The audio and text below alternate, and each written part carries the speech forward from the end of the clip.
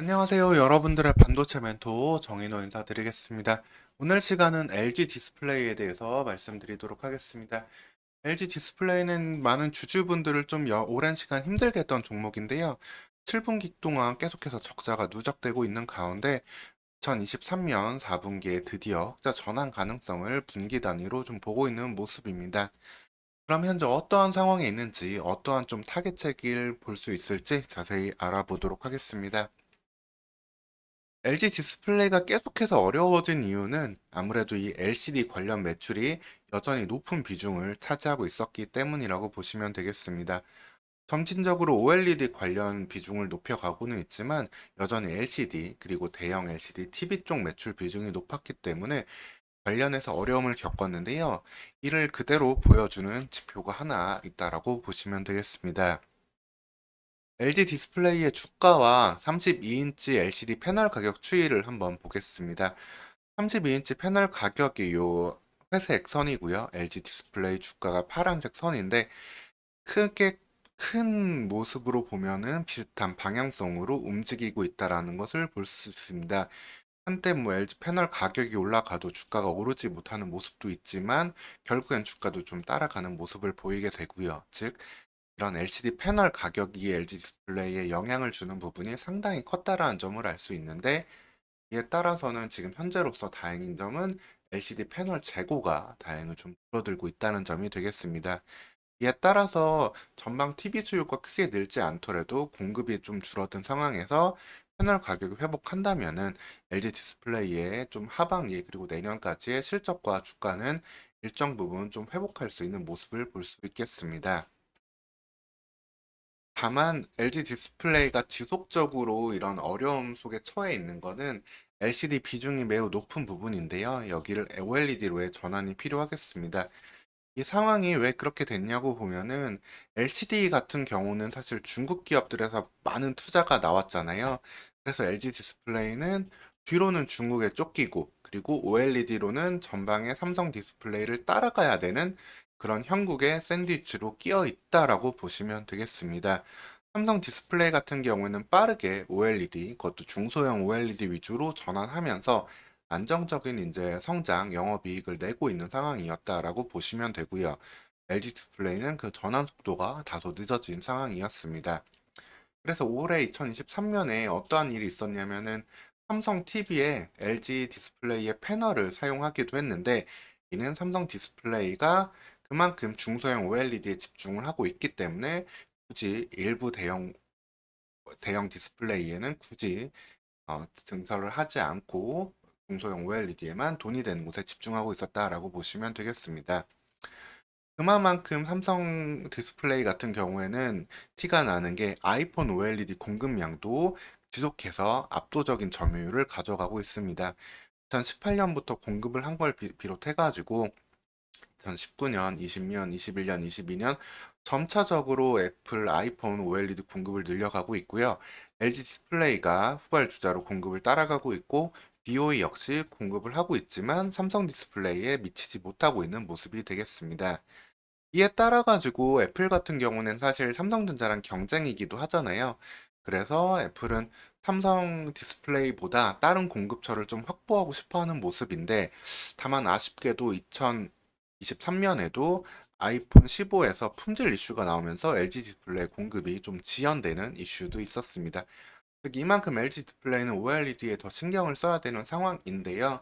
아직까지는 해당 자금 역시도 좀 확보가 녹록지 않았던 모습이 되겠습니다. 이 부분에 대해서 애플의 기대를 어떻게 LG 디스플레이가 충족시켜 줄 수 있을지를 지켜보는 게 관건이 되겠습니다.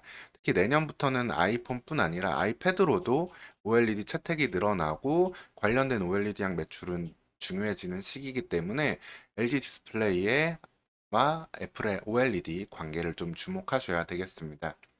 그리고 추가적으로는 차량 디스플레이 시장도 계속해서 관심을 가지고 있는데 아직까지 이 분야에서는 어느 기업도 치고 나가지 못하고 있는 모습이라고 보시면 되겠습니다.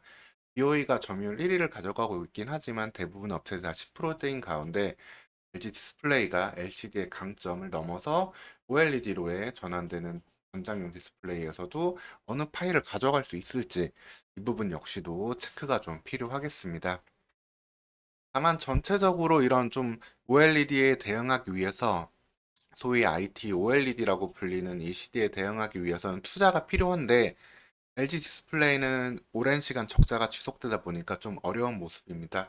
삼성 디스플레이는 오히려 계열사에 자금을 보내주기도 하는데 반해서 LG 디스플레이는 올 2023년 상반기에 LG전자에서 1조 원 차입을 하기도 했고요. 계속해서 부채 비율 또한 이제 300%까지 다다르고 있는 모습입니다. 그래도 다행인 점은 이렇게 자금을 조달하고 더 이상 적자가 추가적으로 큰 폭으로 쌓이진 않음에 따라서 자금 조달에 유상증자는 하지 않겠다라는 이제 발표를 좀 하기도 했습니다. 유상증자 없이 기본적으로 은행에서 자금을 빌리거나 회사채를 발행하는 전통적인 방법을 쓰겠다고 2023년 컨콜 때 이야기를 했는데 어떻게 자금을 계속 조달해서 투자를 해 나갈지 좀 지켜봐야 되겠습니다. 그래서 삼성 디스플레이 같은 경우에는 이제 4월 달에 8.6세대 라인을 지금 증설하고 2026년까지 완료를 하려고 하고 있는데요. 아직까지 LG 디스플레이는 8세대 라인 시기가 미정인 모습입니다. 여기에는 상당한 자금이 필요로 한데 삼성 디스플레이 경우에는 4조대의 자금을 들이고 있고요. 즉, 이 자금을 어떻게 마련할지가 관건인데 문제는 TFT 공정 전환에도 또 조단위의 자금이 필요해서 현재로서는 여기에 먼저 자금을 쓰고 추가적인 8세대 라인이라든가 아니면 올레도스 연구 같은 이런 부분에는 아직까지 실적에 따른 추가적인 자금을 좀 벌어들이는 게 필요한 상황이 되겠습니다. 그러면 이 TFT 전환이 무엇이길래 조단위 돈이 필요한 상황이냐 말씀드리면은 디스플레이에서는 핵심적인 소재가 TFT라는 게 있습니다. TFT는 일종의 스위치 같은 역할을 하는데요. 이 OLED 구조에서 보면은 이 글라스 위에 바로 붙어 있는 게 이 TFT가 되겠습니다. TFT가 이제 스위치를 온, 오프 하면서 어떤 식으로 이제 픽셀을 내보낼지 이런 역할을 하게 되고 이 명령을 받은 이 발광 물질들이 섞여가지고 빛을 내는 그런 방식이라고 보시면 되겠습니다. 이 TFT에 따라 가지고 화면의 화질이나 속도감이 달라지게 되는데요. 주사율 같은 데도 영향을 미치게 되겠습니다. 기존에는 이제 LTPS라는 방식을 중소형 OLED는 사용을 했고 대형 OLED는 옥시드 방식을 썼는데 그 이유는 이제 LTPS가 속도 같은 데서는 강점이 있지만 좀 안정성이 좀 떨어지는 부분이 있기 때문에 대형에는 쓰지 못했고요. 옥시드 방식 같은 경우에는 속도는 다소 느리지만 안정감이 있기 때문에 대형 디스플레이에 사용을 했다라고 보시면 되겠습니다. 이 방식들은 모두 다 이 안에서 전자들이 이동할 때 어떤 물질을 타고 이동하느냐 이것에 따라서 구분되는 방식인데요. 이거를 결국에는 더 나아가서 좋은 방식으로 하기 위해서 이 두 가지를 섞어버린 LTPO 방식을 현재는 기기들에서 차용을 하고 있습니다. 삼성 디스플레이는 이미 LTPS에서 LTPO로 넘어갔고요. LG 디스플레이도 애플 등의 요구에 따라서 이 공정으로 전환이 필요한 상황이라고 보시면 되겠습니다. 이 LTPO는 이제 속도를 높여주고 또 무엇보다 전력 사용량을 안정성을 통해서 전력 사용량을 크게 낮춰주게 됩니다. 그리고 주사율도 60에서 120Hz로 높여주는 효과가 있고요.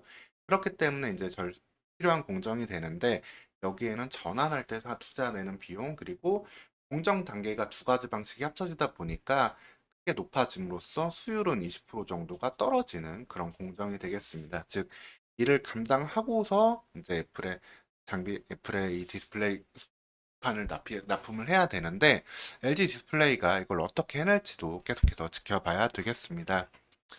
그래서 LG 디스플레이의 분기별 실적을 보면은 영업이익이 현재 계속해서 적자를 보여주고 있었다가 4분기에서 드디어 흑자를 한번 기대해 볼 수 있겠습니다. 다만 다시금 내년 1분기에는 계절성 요인, 수요 감소에 따라 가지고 다시 또 적자가 이어질 수 있는 가운데 궁극적으로는 애플향 수요를 어떻게 잡아낼지 그러면서도 신규 투자를 또 어떤 식으로 할지가 LG 디스플레이의 방향성을 결정짓는 2024년이 되겠습니다.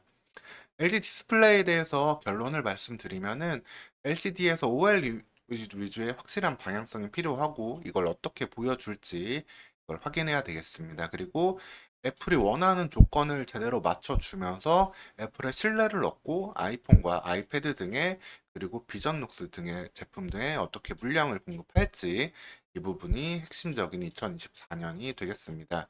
그리고 전장고 XR 등에서도 추가적인 연구와 시장 침투가 필요한데 이 부분에 대해서도 어떤 식으로 대처해 갈지 지속적인 관심을 가져봐야 되겠습니다. 오늘 시간 LG 디스플레이에 대해서 안내해 드렸고요. 추가적으로 궁금한 점은 댓글 달아주시면 되겠습니다. 오늘도 영상 시청해 주셔서 감사합니다.